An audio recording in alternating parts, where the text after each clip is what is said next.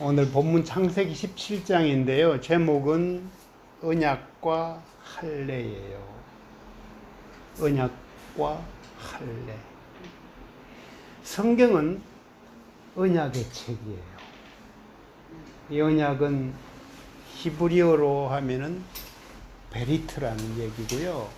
영어로는 카버넌트라고 이렇게 이야기하는 건데, 성경은 언약의 책이다. 그러면은 그 언약은 뭐로 구성되느냐? 약속과 성취예요. 약속과 성취. 그 말을 잘 생각하면은, 와, 약속을 했다. 뭔가 하나님이 뭔가 우리에게 약속을 이렇게 제안하셨다. 그런데 그것을 이루는 분은 누구다? 그분이라는 얘기예요. 사실 그게 성경의 중요한 흘러가는 맥이라는 얘기죠. 특별히 오늘 17장, 그 앞에 15장부터 이렇게 연결해서 봤을 때 15장, 17장에서 다룰 이야기는 그 언약의 골격에 관한 얘기예요. 굉장히 중요한 부분입니다. 성경의 사실은. 오늘 세 가지를 이야기할 건데요. 첫째는 쪼갠 고기 횃불 언약과 할례. 둘째는 에덴 동산 중앙의 선악과 언약과 할례. 셋째는 그리스도의 할례, 그리고 마음의 할례. 여러분들도 나눠주셨는데요. 이 세 가지 이야기를 간단히 좀 하고자 합니다. 첫째, 쪼갠 고기 횃불 언약과 할례. 아까 얘기한 대로 언약의 히브리어 베리트라는 단어는 원래는 자르다라는 뜻이에요. 끊어버리다. 그 의미가 있어요. 이게 우리 옛날에 한번 나눈 창세기 15장에 가면은 무슨 얘기가 나오는가 하면은, 이 하나님이 아브라함과 말 그대로 언약을 맺는 그 장면이 나와요. 그것을 제가 어떻게 표현했는가 하면 쪼갠 고기 횃불 언약, 이런 표현을 썼죠. 지난 우리 정모 때 제가 동무 생각 노래 불렀고, 오빠 생각 불렀고, 그런데 이 어떤 것보다 중요한 게 다비다 생각, 제가 곡을 썼던 얘기 소개를 했단 말이에요. 근데 그 무렵, 그러니까 오빠 생각 또는 동무 생각이 이 생각 시리즈잖아. 그때 나온 가곡 중에 고향 생각이 있어요. 고향 생각. 고향 생각은 여러분 다 아는 노래예요. 해는 져서 어두운데 찾아오는 사람 없어. 밝은 달을 쳐다보니 눈물만 흘러내. 외롭다는 표현을 했던, 이 노래를 썼던 분이 그때 미국에 공부할 때인데 고향 생각하면서 썼던 얘기예요. 근데 첫째가 뭐예요? 해는 져서 어두운데. 저는 창세기 15장을 볼 때마다요, 그 노래의 아브라함 버전이 생각나요. 뭔가 하면은 이 창세기 15장 한번 찾아볼까요? 창세기 15장 17절 가면은, 해가 져서 어두울 때에 연기가 나는 화로가 보이며 타는 횃불이 쪼갠 고기 사이로 지나가니라. 나오죠?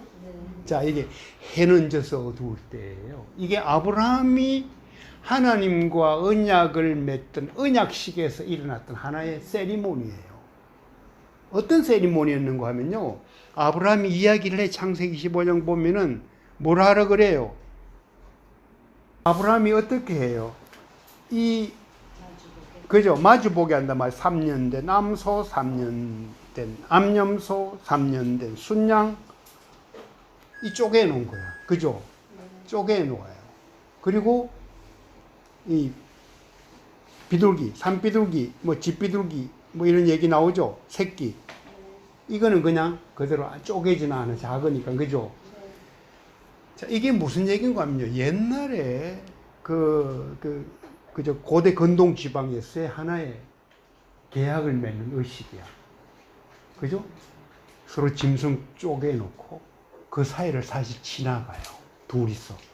너와 내가 이 사이를 지나간. 이 말은 뭐예요? 이 약속을 어기는 순간 뭐예요? 우리는 얘들처럼 쪼개진다. 이런 게 죽는다. 이런 죽음을 얘기하는 거예요. 그런데 오늘 아까 해는 져서 어두울 때 무슨 일이 일어나요? 17절에 보면은 원래 고기 쪼개고 나면은 그 사이를 같이 지나가야 되는데 아브라함아 이리 오너라. 나 손잡고 같이 가자. 그죠? 하나님이 안 그러고 뭐예요? 그 사이에 그냥 횃불이 지나가요. 하나님이 혼자 지나갔다는 약속이에요. 그 언약이에요. 그게 베리터예요. 그래서 쌍무계약이 아니고 뭐죠? 편무계약이다. 그 얘기를 하는 거예요. 자, 그러면은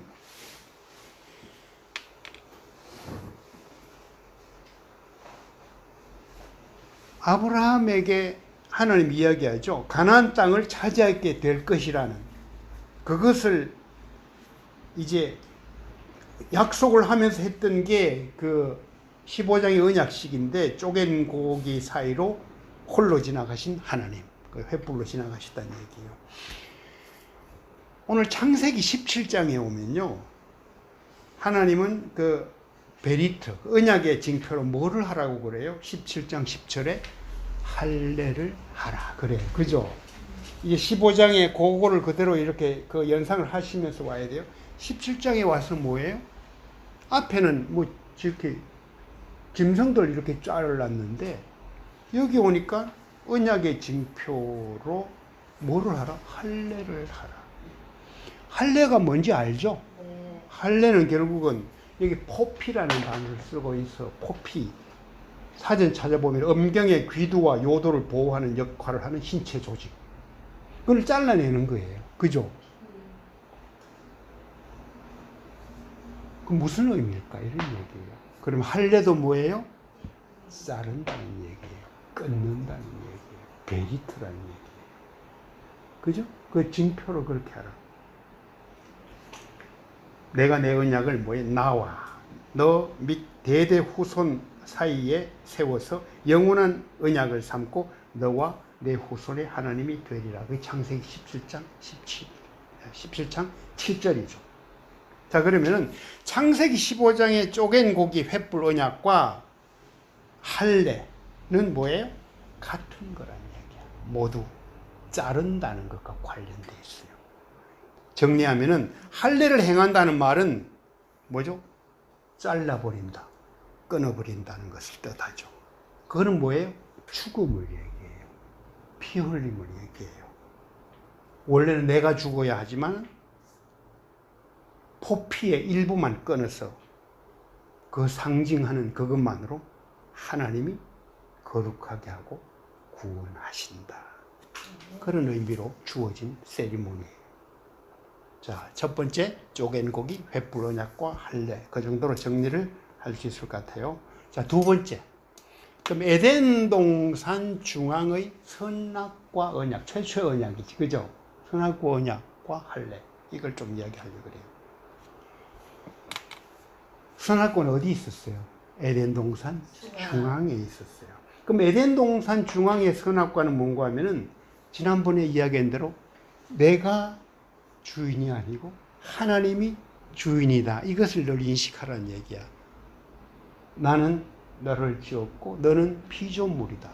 그것을 잊지 말라. 이런 얘기죠. 그 정체성을 확인하게 하는 신호등이자 뭐예요? 하나의 랜드마크야. 그죠? 자, 그러면은 이제 할례는 누가 받아요? 남자가 받지.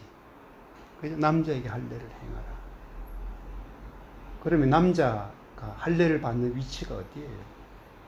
몸의 중앙이야. 늘 보는 거야. 그죠? 화장실 갈 때마다 보는 아주 그 말은 뭔가 하면요, 하루에도 여러 번 보고 인식하라는 의미로 주어진 거예요. 저는 그게 굉장히 하나님이 왜 그렇게 하실까?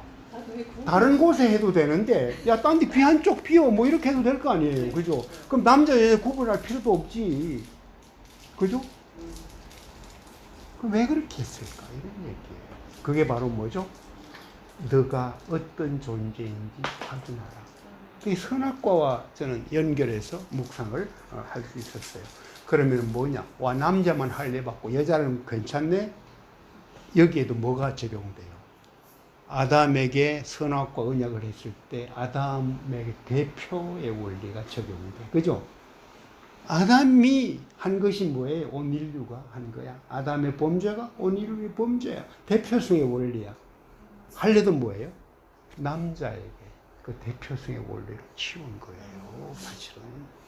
그럼 여자는 여기에 상관없다? 이런 말이 아니고 남자에게 그것을 행함으로 해서 뭐죠? 그 패밀리가 같이 구원의 자리로 초대된다는 얘기예요. 구원을 얻는다는 이런 얘기예요. 근데 이게 생후 8일에 하게 돼 있잖아. 애 때니까 잘 모르지. 그냥 모르고 얼마나 아팠을까. 마취 같은 것도 하겠어요, 어디? 그때 아마 끔찍한 그런 거를 당할 거야. 그죠? 대표의 원리가 적용된다. 두 번째까지 정리가 되죠? 그럼 세 번째. 이제 그리스도의 할례가 신약에 오면 등장해요. 그 다음에 마음의 할례라는 말이 등장해요. 이게 바울이 이것을 기가 막히게 표현한 내용이에요. 그러면은 구약 창세기 얘기대로 하면 뭐가 해요? 할례를 받아야 된다. 객도 받아야 된다. 그죠? 남자들은 다 그렇게 해야 된다. 그게 하나의 약속으로 왔단 말이에요. 그런데 바울이 이 할례라는 것에 중요한 거기 담긴 정신을 파악을 한 거죠. 하나님이 왜 이렇게 하라 했을까? 그죠? 그래서 이렇게 시작한 언약의 소위 자르는 것, 끊어버린 이것이 어디에서 절정을 이루는가 하면 창세기 22장 가면은 뭐죠? 하나님이 아브라함에게 뭐를 바쳐요? 아까 99세 때로 이야기했지. 이제 100세 때 아들을 얻는단 말이야. 이 약속하고 나서. 이 잘 커. 그런데 느닷없이 바치래. 그죠? 그래서 모리아산으로 가. 가서 뭐예요? 칼을 들어서 자르려 그래. 그 자르니. 그래서 언약의 베리트의 절정이 어디서 확인되는가 하면 바로 아브라함이 이삭을 번제로 드리는 그 자리에서 나타나요. 하나님이 아브라함 다급하게 불렀던 그 장면이 이렇게 연상된단 말이에요. 그죠? 그럼 그게 실제 그러면 하나님이 뭐를 요구해요? 그 죽여라 이 말은 뭐지? 이삭 잘라라. 번제로 드려 이삭 잘라는 얘기예요. 그죠? 너 이제 보니까 남자들 그렇게 하라까지 다 좋은데 하나님은 거기서 머물지 않고 이삭을 잘라라 그래요. 결국 어떻게 되죠? 살지. 여호와 일에 하나님이 미리 그죠? 양을 준비해 놓지. 그래서 어떻게 돼요 나중에? 아브라함은 이삭을 자르는 것 하나는 말렸고 하나님 입장에서 뭐예요? 독생자를 대신 주는 거예요. 그게 성경을 우리가 쫙 처음부터 이렇게 읽어갈 때 그 언약 속에 담겨있는 하나님이 중요한 성취예요. 그래서 뭐예요? 아브라함이 이렇게 약속한 것이 어디에서 완성된다? 예수님 십자가에서 다 이루었다. 언약은 뭐예요? 그래서 약속과 성취예요. 왜 그 약속은 어떤 약속이었다고 그랬죠? 왜? 일방적 언약이라는 얘기예요. 그래서 예수님 십자가에 달려 돌아가실 때 뭐가 찢어졌다 그래요? 성전의 휘장이 위에서 또 찢어졌다. 찢어진 거예요.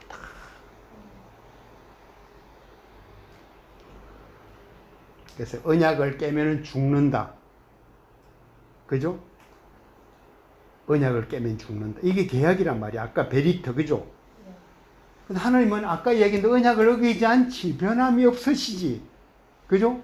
그러니까 뭐가 돼요? 그 약속하고 나서 우리가 죽어나가는 게 맞지. 그죠? 아브라함과 약속을 쫙 했단 말이야.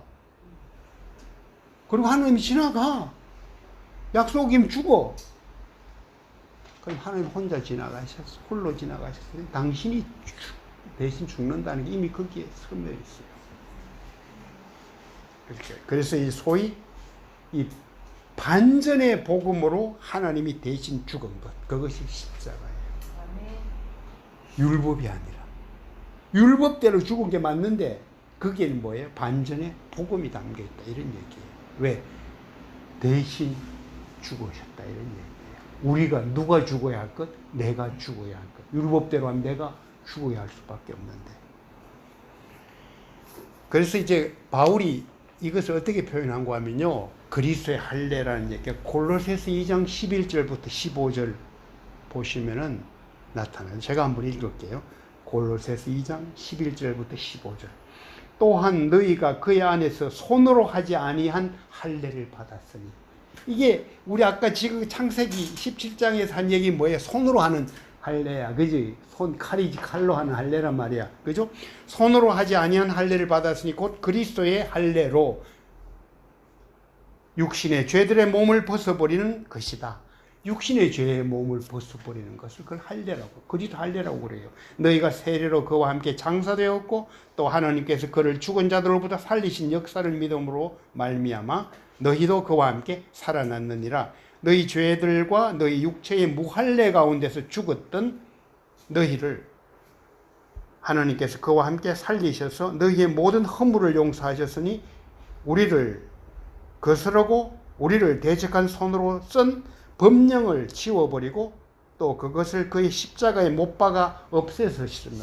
십자가에 물을 법령을 못 박았대. 당신 자신이 죽으면서 정사와 권세를 벗겨내어 그것들을 공개적으로 나타내시고 십자가로 그들을 이기셨느니라.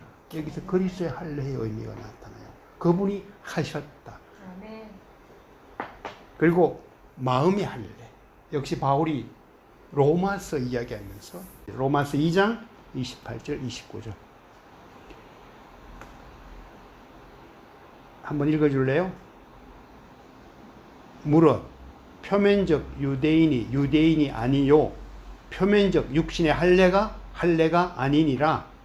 오직 이면적 유대인이며 할례는 마음에 할지니 영에 있고 율법 조문에 있지 아니한 것이라. 그 칭찬이 사람에게서가 아니요 다만 하나님에게서니라. 그죠? 이제 진정한 할례의 의미. 이것은 뭐다? 마음의 할례를 받는 거다. 그죠? 그리스도의 할례를 붙잡고 마음의 할례를 받는 거다.